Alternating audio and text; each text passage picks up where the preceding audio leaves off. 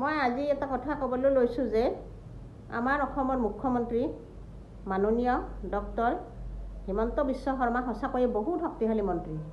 তেওঁৰ বহুত শক্তি আছে তেওঁ, কাৰণ মই এতিয়াহে বুজি পালোঁ আৰু ভাল কৰি বেছি কথাটো।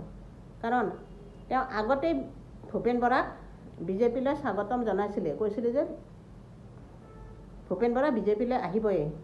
তেতিয়া ভূপেন বৰাই কি কৈছিলে যে শংকৰ গুৰুজনাৰ শপত খাইছিলে, আমাৰ বটদ্ৰৱা থানাৰ শংকৰ গুৰুজনাৰ শপত খাইছিলে, কামাখ্যা মাৰ শপত খাইছিলে, মোক কোনেও নিব নোৱাৰে বিজেপিলৈ, মই নাযাওঁ বিজেপিলৈ। এতিয়া কি হ'ল, মই ভূপেন বৰা বুলি কৈছোঁ দিয়ক, আপোনালোকে নাভাবিব ভূপেন বৰা বুলি কৈছে। মই ডাইৰেক্ট ভূপেন বৰা বুলিয়ে কৈছোঁ, অন্তৰৰ পৰাই মোৰ বেলেগ নাহে, দাদা পাদা আৰু কিবা কিবি একোৱে নাহে, ডাইৰেক্ট ভূপেন বৰাই আহি আছে, মানে অন্তৰৰ পৰাই ঘৃণা আহি গৈছে। এনেকুৱা মানুহ, মানে সকলো মানুহ সঁচাকৈয়ে সাপক বিশ্বাস কৰিলেও মানুহক বিশ্বাস কৰিব নোৱাৰি, সকলো মানুহক নহয় আৰু বিশ্বাস কৰিব নোৱাৰি। এতিয়া আৰু কি এনেকুৱা লোভে ধৰিলে যে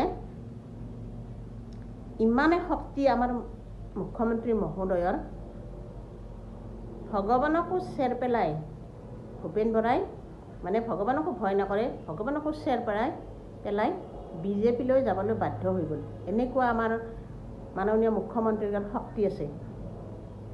এতিয়া কিহৰ খকে ধৰিলে ইমান এই ভূপেন বৰাৰ? গৈছে ভালে হৈছে, এইটো আৰু একো ডাঙৰ কথা নহয়, অহা যোৱা চলিয়ে থাকে এইবিলাক।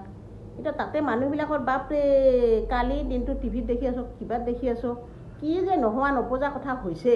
মানে এই বিজেপিত যায় কংগ্ৰেছে বিজেপিত, আৰু মানে চব দল বগৰা বগৰী হৈয়ে থাকে, মানে এইটোৰ পৰা সেইটোত যায়। কি একদম মানে কি নোহোৱা কথাটো হ'ল, মানে এই ভূপেন বৰা মানে বিজেপিত যাব, বাপৰে মানুহৰ জাপেনিয়ে চাব নে কিয়ে চাব? গৈছে তাত কি আছে, অহা যোৱা চলি থাকে, গৈছে গ'ল, আৰু আহিব আৰু যাব, কোন যাব, এইটো এটা কি ডাঙৰ কথা। যদি এই কথাখিনি কোৱাত ভুল হৈছে মাফ কৰি দিব সকলোৱে, মই ক্ষমা বিচাৰিছোঁ। মানে মই খঙত কৈছোঁ আৰু মই এইবিলাক সঁচাকৈ মই এনেকুৱা মানে মই ভাল নাপাওঁ আৰু।